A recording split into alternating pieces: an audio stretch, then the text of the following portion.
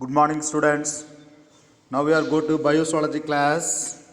First lesson, living world, Uyirulagam. Previous class, we are discussing about the history of classification. இதற்கு முன்னர் உள்ள வகுப்பில் வகைப்பாட்டின் வரலாறு என்பதை பற்றி பார்த்தோம். Now, this class we are discussing about the three domains of life. இந்த வகுப்பில் 3 பேருலக வகைப்பாடு என்பதை பற்றி நாம் காண்போம். 3 domains of life. Who was the first proposed the 3 domains of classification? Carl Woese. The Carl Woese, he was the first proposed the 3 domains of the classification. And then his the co-workers also. Carl Woese and his co-workers, the first proposed the 3 domains classification.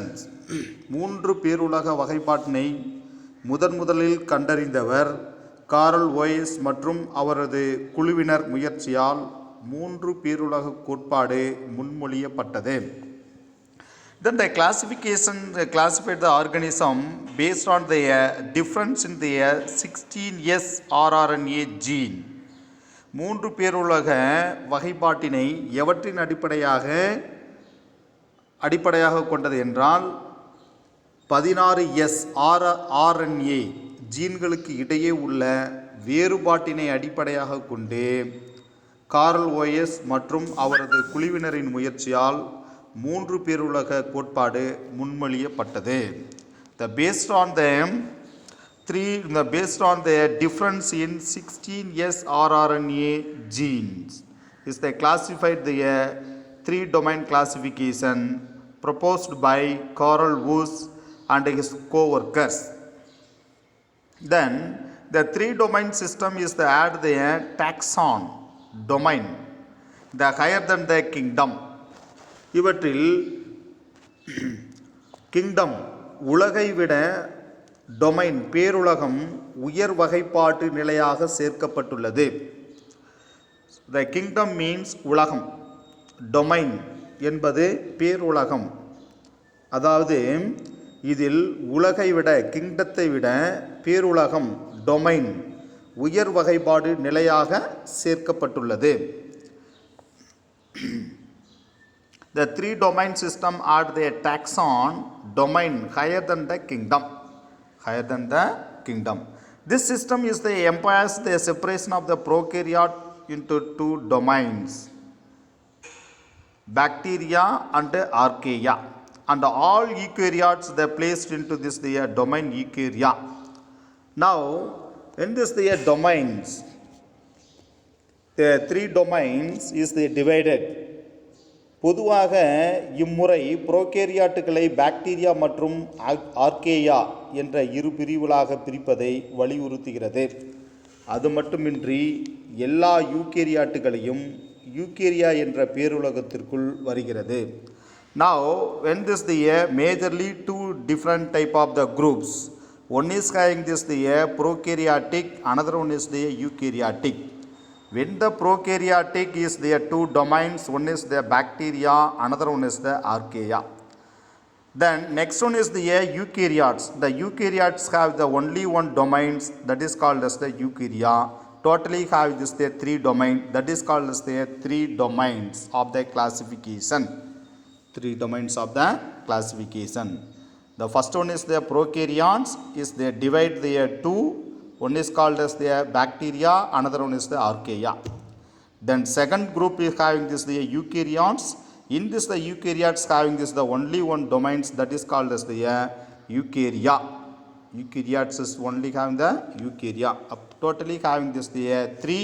What are they? Bacteria, archaea, eukarya. So have here 3. That is called as the 3 domains of classification.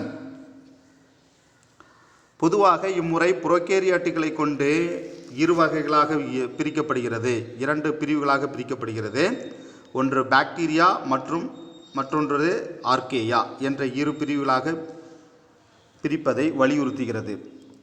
அதற்கு அடுத்தால் யூகேரியாட்டுகளையும் Eukarya என்ற பேருலகத்திற்குள் கொண்டு வரப்படுகிறது.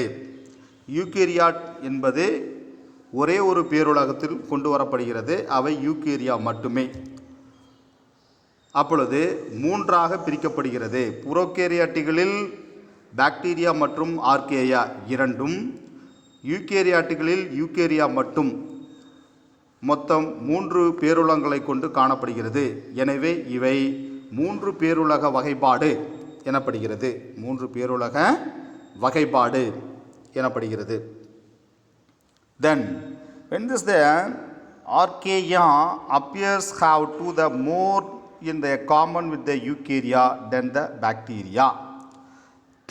The 3 domains classification now have the 3 domains. What are they? Prokaryote have the 2. What are they? One is the bacteria, another one is the archaea. Then eukaryotes have the only one, that is called as the eukarya. So the totally have a 3 domains classification. 3 பேருலக வகைப்பாட்டில் மொத்தம் 3 காணப்படுகிறது. புரோகேரியாட்டுகள் 2ஆக பிரிக்கப்பட்டு ஒன்று bacteria மற்றொன்று ஆர்கேயா என்றும், eukaryote பிரிக்கப்பட்டு ஒரே ஒரு Eukarya மட்டும் காணப்படுகிறது. மொத்தம் 3 காணப்படுகிறது. Now the archaea appears have the more in common with the eukarya than the bacteria. இவ 3களில்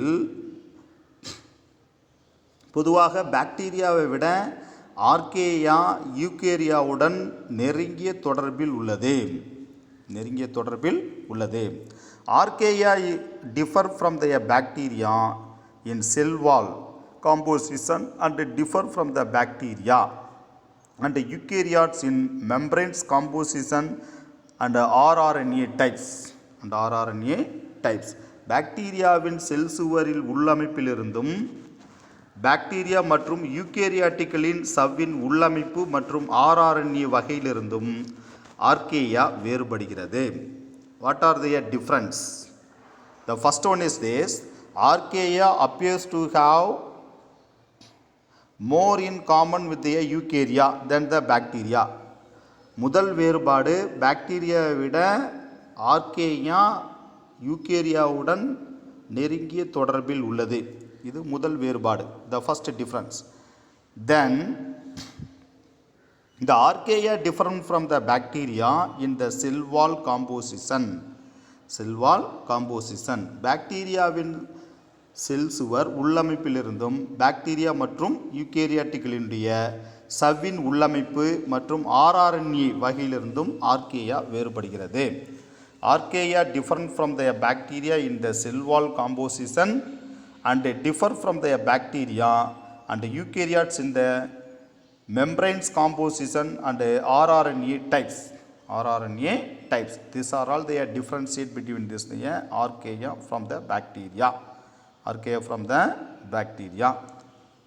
Then eukaryotes. Now the 3 domains. This is the 3 domains.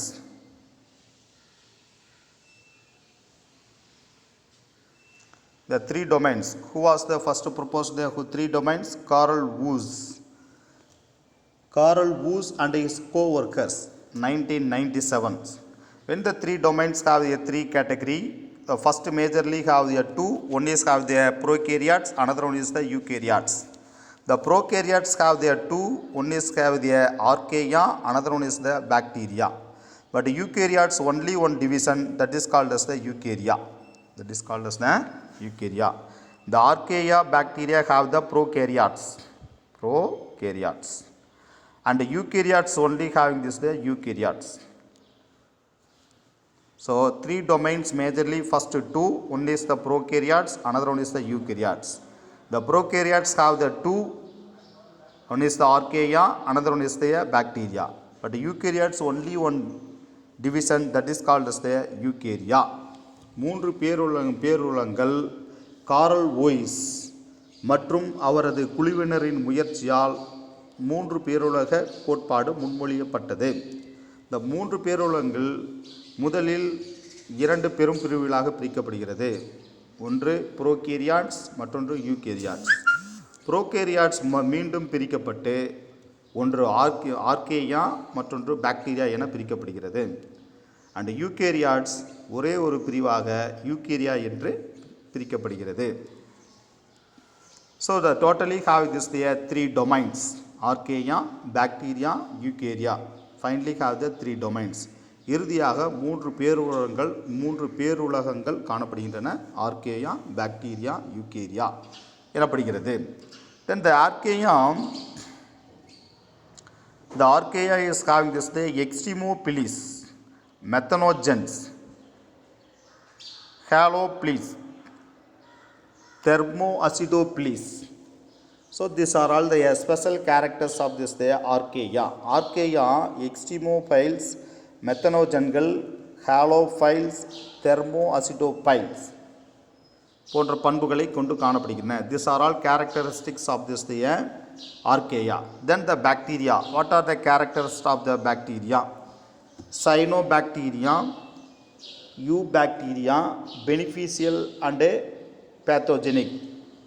These are all this the special characters of this the bacteria. பாக்டீரியாவுடைய சிறப்பு பண்புகளாக cyanobacteria மற்றும் eubacteria, பயன் மற்றும் தீங்கு தரும் பாக்டீரியாக்கள் போன்றவைகள் அடங்குகின்றன.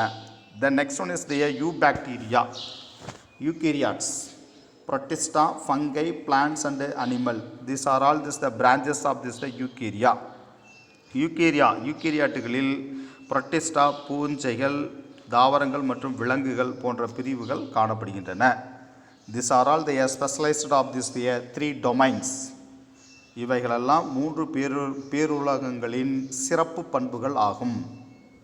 Now come to this the domain archaea. The first one is the domain archaea.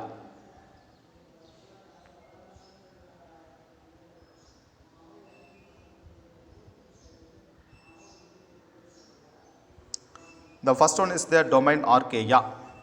பேருலகு archaea. What are the special characters of this the domain archaea? பேருலகு ஆர்கேயினுடைய முக்கிய பண்புகள் யாவை? So having this they include the domain include the single cell organism, the prokaryotes which have this the ability to grow the extreme conditions like the volcano vents. பொதுவாக இவை ஒரு செல் உயிரிகளான புரோகேரியாட்டுகள் இவ்வகைப்பாட்டில் அடங்கும். இவை எரிமலை வாய்ப்பகுதி, extreme condition like this, இதனுடைய எரிமலை வாய்ப்பகுதி, volcano vents எரிமலை வாய்ப்பகுதி, and hot spring வெப்ப நீரூற்றுகள், போலார் ஐஸ் கேப்ஸ் துருவ பனிப்பாலங்கள், hence is also known as the extremophiles போன்ற பகுதிகளில் பனிப்பாலங்கள் போன்ற துருவ பனிப்பாலங்கள் போன்ற சாதகமற்ற சூழ்நிலைகளிலும் இவை வாழும் திறனுடையதால் இவற்றை எக்ஸ்ட்ரீமோபைல்ஸ் என்று அழைக்கப்படுகிறது. It's come to the 2 mark question. What is meant by extremopiles? These domains have the single celled organism, generally the prokaryotes which have the ability to grow extreme condition. பொதுவாக இவை சாதகமற்ற சூழ்நிலைகளிலும் வாழும் திறனுடைய காணப்படுகிறது. So it's also known as the extremopiles. அதனால் இவற்றை extremopiles என்று அழைக்கப்படுகிறது. Then they have the capable of this they are synthesizing their food without sunlight and oxygen by utilizing the hydrogen sulfide and other chemicals from their volcanic vents. மேலும் இவை தனக்கு தேவையான உணவை சூரிய ஒளி மற்றும் ஆக்சிஜன் இன்றி பொதுவாக எரிமலை சாம்பலிலிருந்து வரும் ஹைட்ரஜன் சல்ஃபைட் மற்றும் வேறு சில வேதிப்பொருட்களை பயன்படுத்தி தயாரித்து கொள்கின்றன. Without sunlight and oxygen by utilising of the hydrogen sulphide and other chemicals from the volcanic vents.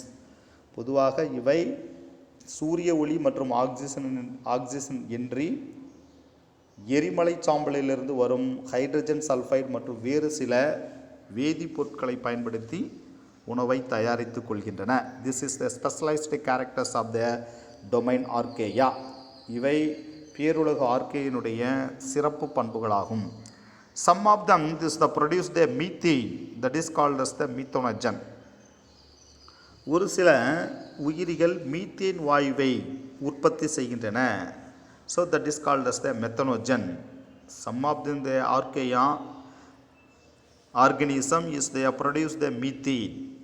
இவற்றில் உள்ள உயிரினங்கள் ஆர்கேயா சார்ந்த உயிரினங்கள் சில உயிரினங்கள் மீத்தேன் வாயுவை உற்பத்தி செய்கின்றன.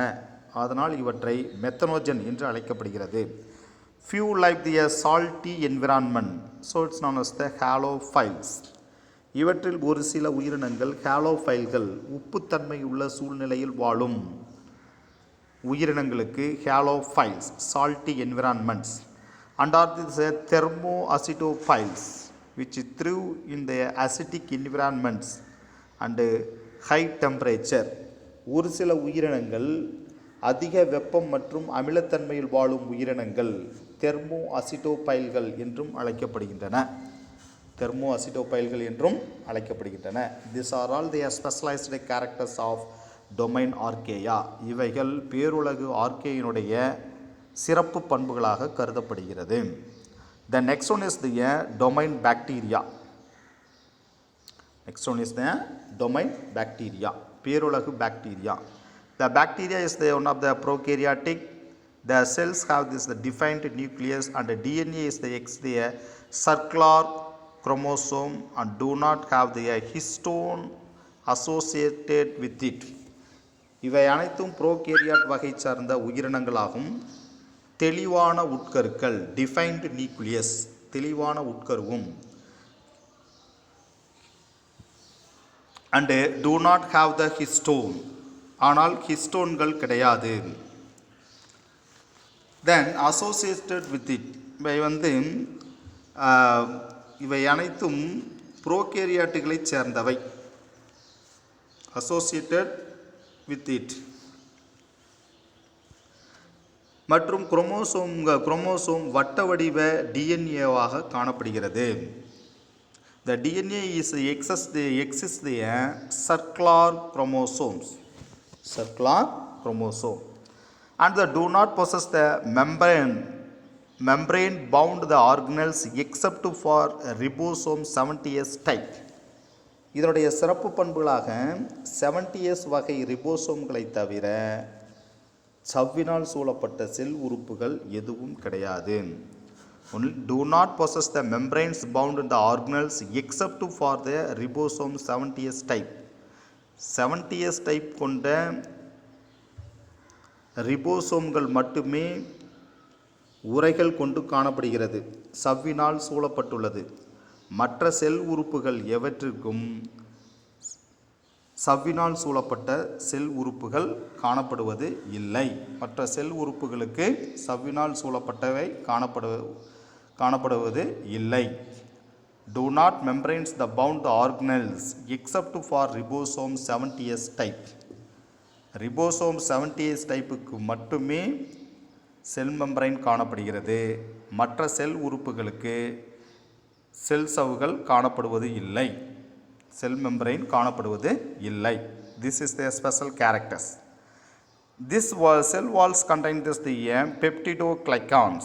The many are the decomposer, some are the photosynthesizers, and a few cause their disease. There are several type of this the bacteria. What are they? இவற்றில் ஒரு சிலது பெக்டிடோகிளைக்கான் கொண்ட செல் சுவரை பெற்றுள்ளது. What is meant by peptidoglycan? Some type of the bacteria of the cell wall is made up of peptidoglycan. ஒரு சில பாக்டீரியானுடைய செல் சுவர் பெப்டிடோகிளைக்கானை கொண்டு காணப்படுகிறது. பெரும்பாலானவை பாக்டீரியாக்கள் சிதைப்பானாகவும் ஒரு சில ஒளிச்சேர்க்கையின் மூலம் உணவு தயாரிப்பவையாகவும் சில நோய் உண்டு பண்ணக்கூடியவையாகவும் காணப்படுகின்றன. So the bacteria having this there several, some type of this having this the decomposer and some type of this the photosynthesizer and few cause the disease. Then the beneficial, some bacteria having this the beneficial also, so it's known as the probiotic. ஒரு சில பாக்டீரியாக்கள் பயன்தரும் பாக்டீரியாக்களும் காணப்படுகின்றன. அதனால் இவற்றை probiotic பாக்டீரியாக்கள் என்றும் அழைக்கப்படுகின்றன. But some bacteria is have the harmful bacteria. ஒரு சில பாக்டீரியாக்கள் தீங்கு தரக்கூடியதாக காணப்படுகின்றன. அதனால் இவற்றை நோயூக்கி பாக்டீரியாக்கள், பேத்தோஜெனிக் பாக்டீரியா என்று அழைக்கப்படுகிறது. The bacteria which is the diversely is the populated. எனவே இந்த பாக்டீரியாக்கள் அதிக அளவில் பரவி காணப்படுகிறது. The bacteria which diversely get the populated, அதிக அளவில் புவியின் மேற்பரப்பில் பறந்து காணப்படுகிறது. The bacterias having this several type.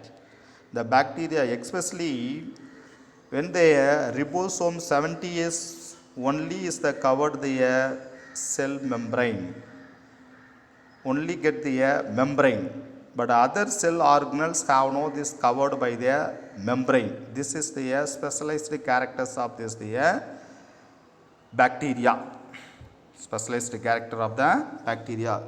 பாக்டீரியாவுக்குள் காணப்படுகின்ற 70S கொண்ட ரிபோசோம் மட்டும் உரையை கொண்டு காணப்படுகிறது.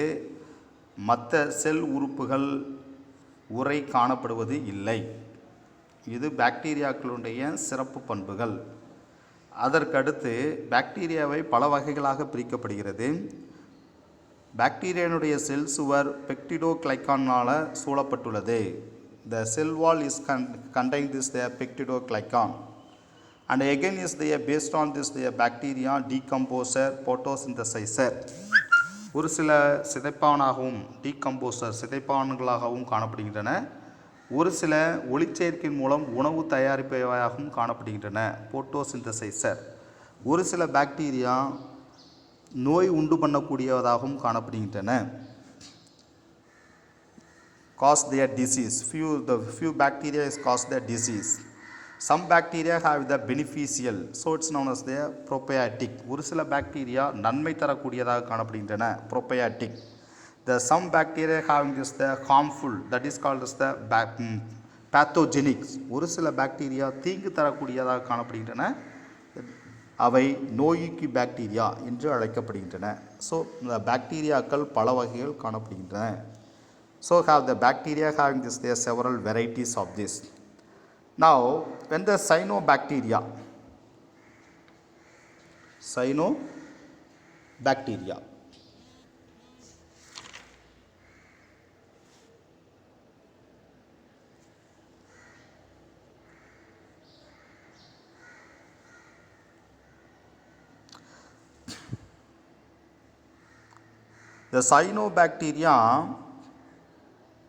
are this the photosynthesis blue-green algae which produce the oxygen.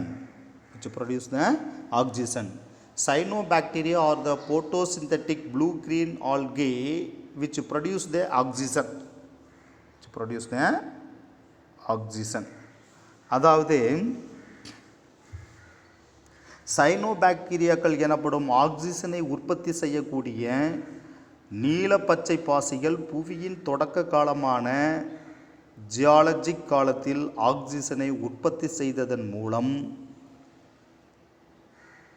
புவியை காற்றற்ற சூழலிலிருந்து காற்றுள்ள சூழலுக்கு மாற்றியதில் முக்கிய பங்காற்றியுள்ளன. So when this the cyanobacteria is the more responsible. Cyanobacteria is the photosynthetic, is the blue-green algae which produce the oxygen. When they had played the key role, they changes the atmospheric oxygen level from anaerobic to the aerobic during the early geologic period. அதாவது ஜியாலஜிக் காலத்தில் ஆக்சிஜனை உற்பத்தி செய்ததன் மூலம் ஆரம்பத்தில் புவியில் காற்றற்ற சூழலில் இருந்தபோது அதை காற்றுள்ள சூழலுக்கு மாற்றியதில் முக்கிய பங்கு வகிப்பது நீலப்பச்சை பாசிகள். இந்த நீலப்பச்சை பாசிகள் மூலமாகத்தான் ஜியாலஜிக்கல் காலத்தில் ஆக்சிஜன் உற்பத்தி செய்யப்பட்டன. அதனால் ஆரம்பத்தில் புவியில் காற்றற்ற சூழலிலிருந்து பிறகு காற்றுள்ள சூழலுக்கு மாற்றப்பட்டுள்ளது. So the cyanobacteria is the more responsible of this the photosynthetic blue-green algae which produce the oxygen when during this the geological periods. During the geological period, initially the earth have no the air, so it's known as the anaerobic. When the anaerobic changed to this the aerobic, how? With the help of this the cyanobacteria. Cyanobacteria, photosynthetic blue green algae is the produce the oxygen. Is the produce the oxygen. Is the more responsibilities of this the air produce the oxygen. This is the important characters. இது முக்கிய பங்காக காணப்படுகிறது பாக்டீரியாவில். Cyanobacteria.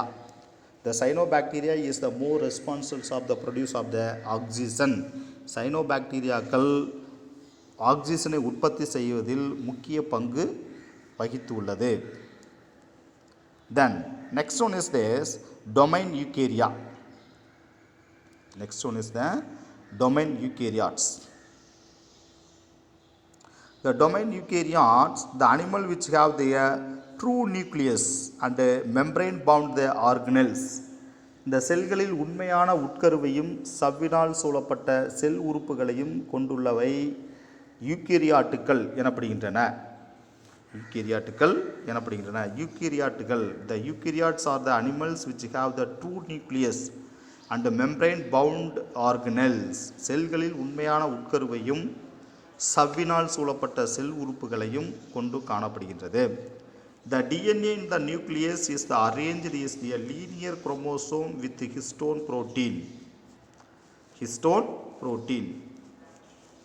அதாவது இவற்றில் உட்கருவின் histone புரதத்துடன் கூடிய வரிசையாக அமைந்த டிஎன்ஏக்களை கொண்ட குரோமோசோம் காணப்படுகின்றது. டிஎன்ஏக்களை கொண்ட குரோமோசோம் காணப்படுகின்றது. DNA is the nucleus arranged as a linear chromosome with histone protein. The histone protein. இதன் உட்கருவில் ஹிஸ்டோன் புரதத்துடன் கூடிய வரிசையாக அமைந்த டிஎன்ஏக்களை கொண்ட குரோமோசோம் காணப்படுகின்றது. Then the ribosome 80S type is the cystole and 70S types is the chloroplast and mitochondria. இவற்றில் சைட்டோபிளாசத்தில் 80S வகை ரைபோசோம்களும் பசுங்கணிகம் மற்றும் மைட்டோகாண்ட்ரியாக்களில் 70S வகை ரைபோசோம்களும் உள்ளன. The ribosome 80S type in the cystole. Cystole means a cytoplasm. சைட்டோபிளாசத்தில் 80S வகை கொண்ட ரைபோசோம்களும் அதே போன்றே பசுங்கணிகம் மற்றும் மைட்டோகாண்ட்ரியாக்களில் 70S வகை கொண்ட ரைபோசோம்களும் காணப்படுகின்றன. Then the animals in the domains are classified under their kingdom, namely Protista, fungi, plantae, animalia. Then the domain animals have this division of this. What are they? Kingdom. The domains are animals. In this the domains are classified under the kingdom, namely Protista, fungi, plantae, animalia. So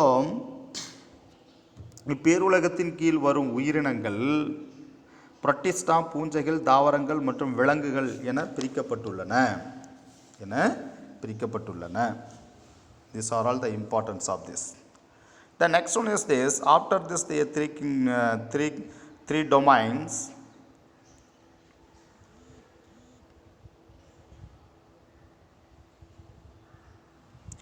The 1987 Cavalier-Smith revised their 6 kingdom system to their 7 kingdom system. The concept of the super kingdom was introduced. They revised their 7 kingdom classification. அதன் பிறகு 1987 cavalier Smith என்பவர் 6 உலக வகைப்பாட்டினை 7 உலக வகைப்பாட்டாக மாற்றினார். இவ்வகைப்பாட்டின்படி புரோகேரியட் மற்றும் யூகேரியட் என 2 சிறப்பு உலகங்களாகவும் then the super kingdom they introduced the kingdom classification is the divided the kingdom is the classified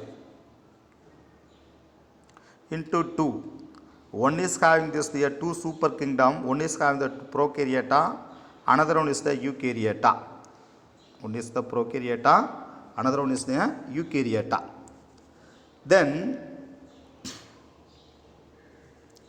அதாவது இவ்வகைப்பாட்டின்படி புரோகேரியட்டா மற்றும் யூகேரியட்டா என 2 சிறப்பு உலகங்களாகவும் மற்றும் 7 உலகங்களாகவும் பிரிக்கப்பட்டன. 7 உலகங்களாகவும் பிரிக்கப்பட்டன. And 7 kingdom is having 7 kingdom is having this the prokaryotic kingdom and eubacteria and archaebacteria. The first one is the super kingdom having this the prokaryota and eukaryota, and the 7 kingdom prokaryotic kingdom having this the eubacteria and archaebacteria, and 5 eukaryotic kingdom. What are they? Protozoa, Chromista, fungi, plantae, animalia. The 5 eukaryotic kingdoms: Protozoa, Chromista, fungi, plantae, animalia. So the totally having this there 7. How? The first one is super kingdom. 2 super kingdom. What are the 2 super kingdom? Prokaryota, eukaryota. When the prokaryotic, the first one is the prokaryotic, the prokaryotic kingdoms. The prokaryotic kingdoms having this the 2. What are they? One is having this the eubacteria, another one is the archaebacteria. So these are all the prokaryotic. Then this the eukaryotes. The eukaryotic divide the 5. What are they? Eukaryotic kingdom have the 5. One is the Protozoa, Chromista, fungi, plantae, animalia. So the prokaryotic have the 2 eubacteria and archaebacteria, and eukaryotic kingdom have the 5 Protozoa, Chromista, fungi, plantae, animalia. So totally have the 7. Totally having this there 7. What are they? You know this இவற்றில் eubacteria மற்றும் ஆர்கிபாக்டீரியா ஆகிய இரண்டும் prokaryotic உலகங்கள் என்றும், 7 உலக வகைப்பாட்டில் முதலில் 2ஆக பிரிக்கப்படுகிறது. ஒன்று புரோகேரியாட்டிக் உலகம், மற்றொன்று யூகேரியாட்டிக் உலகம். புரோகேரியாட்டிக் உலகத்தை மீண்டும் 2ஆக பிரித்து அவை யூபாக்டீரியா மற்றும் ஆர்கிபாக்டீரியா என 2ஆக பிரிக்கப்படுகிறது. அடுத்து யூகேரியாட்டிக் உலகத்தை 5ஆக பிரிக்கப்படுகிறது. யூகேரியாட்டிக் உலகத்தை 5ஆக பிரிக்கப்படுகிறது. அவைகள் புரோட்டோசோவா, குரோமிஸ்டா, பூஞ்சைகள், தாவரங்கள் மற்றும் விலங்குகள் என 5ஆக பிரிக்கப்படுகிறது. அப்பொழுது இறுதியாக புரோகேரியாட்டிக்கில் 2, யூகேரியாட்டிகளில் 5, மொத்தம் 7ஆக காணப்படுகிறது. ஆதலால் இவற்றை 7 உலக வகைப்பாடு எனப்படுகிறது. 7 உலக வகைப்பாடு எனப்படுகிறது. Now come to this the 7 kingdom classification. This is the 7 kingdom classification. The first one is both of this having this the prokaryote. The prokaryote have the eubacteria and archaebacteria. prokaryoteகளில் eubacteria மற்றும் archaebacteria காணப்படுகின்றன. Then eukaryote. This is the eukaryotes. The eukaryotes have this the 5 divisions. யூகேரியாட்டுகளில் 5 பிரிவுகள் காணப்படுகின்றன. What are they? Protozoa, Chromista, fungi, plantae, animalia 5 காணப்படுகிறது. அப்பொழுது புரோகேரியாட்டிகளில் 2, யூகேரியாட்டிகளில் 5, மொத்தம் 7 காணப்படுகின்றன. So having this the 7 kingdom classification. 7 kingdom classification. They initially have the 2 kingdom classification, 3 kingdom classification, 4 kingdom classification, 5 kingdom classification, 6 kingdom classification, then finally come to the 5 kingdom classification. ஆரம்பத்தில் 2 உலக வகைப்பாடு, 3 உலக வகைப்பாடு, 4 உலக வகைப்பாடு, 5 உலக வகைப்பாடு, 6 உலக வகைப்பாடு, இறுதியாக 7 உலக வகைப்பாடுகளும் காணப்படுகின்றன. The first one is the 3 domain system. What are the 3 domain system? 3 பேருலக வகைப்பாடு, பாக்டீரியா, ஆர்கேயா, யூகேரியா. 3 உலக வகைப்பாட்டில் பாக்டீரியா, ஆர்கேயா, யூகேரியா காணப்படுகிறது. Then 5 kingdom classification. 5 kingdom classificationத்தில் 5 உலக கோட்பாட்டில் யாவை? The first one is the Monera, Protista, fungi, Plantae, Animalia. So this is the 5 kingdom classification. 5 உலக முறை வகைப்பாடு. Then after that having 6 kingdom classification. What are the 6 kingdom classification? Bacteria, Archaea, Protista, fungi, Plantae, Animalia. So these are all the 6 kingdom classification.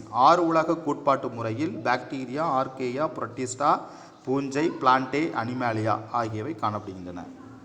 Then finally having this the 7 kingdom classification. The 7 kingdom classification, first majorly 2, I already told you, prokaryotes, then eukaryotes. Prokaryotes have the 2, eubacteria, archaea. 7 உலக வகைப்பாட்டில் முதலில் 2 பிரிவாக பிரிக்கப்படுகிறது. ஒன்று புரோகேரியாட்டா, மற்றொன்று யூகேரியாட்டா. புரோகேரியாட்டாவை மீண்டும் 2ஆக பிரிக்கப்படுகிறது. அவை eubacteria, மற்றொன்று ஆர்கி பாக்டீரியா. அதற்கு அடுத்தபோல் யூபாக்டீரியா, யூகேரியாட்டாவை 5ஆக பிரிக்கப்படுகிறது. அவை யூகேரியாட்டா, புரோட்டோசோவா, புரோமெஸ்டா, fungi, plantae, animalia. So prokaryotes have the 2 and the eukaryotes having this the 5, totally having a 7. So it's known as the 7 kingdom classification. 7 உலக வகைப்பாட்டில் புரோகேரியாட்டாவை 2ஆகவும் யூகேரியாட்டாவை 5ஆகவும் பிரிக்கப்படுகிறது. மொத்தம் இவற்றில் 7 காணப்படுவதால் இவற்றை 7 உலக வகைப்பாடு எனப்படுகிறது.